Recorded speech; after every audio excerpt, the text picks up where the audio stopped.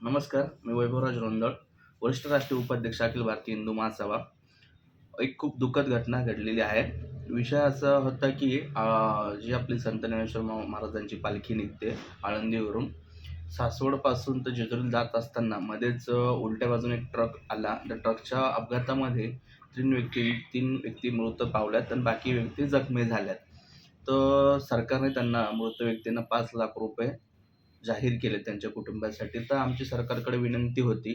मुख्यमंत्री होते, उपमुख्यमंत्री असतील, विभागीय आयुक्त असतील किंवा जिल्हाधिकारी असतील, यांच्या सर्वांच्या माध्यमातून आम्ही मुख्यमंत्र्यांकडे साकडं घातलं अखिल भारतीय हिंदू महासभेतर्फे, की जे मृत व्यक्ती झाले, जे मृत वारकरी त्यांच्या कुटुंबियांना कमीत कमी ₹15,00,000ची मदत द्यावी. तसंच आम्ही निवेदन पण दिलेलं आहे. सर्वांच्या ओसी पण आलेल्या आहेत. तरी सरकारने आमच्या निवेदनाची दखल घेऊन आमच्या मागणीची दखल घ्यावी आणि मृतांच्या कुटुंबाला ₹15,00,000ची मदत करावी, अशी आमची अखिल भारतीय हिंदू महासभेतर्फे मागणी करण्यात येत आहे.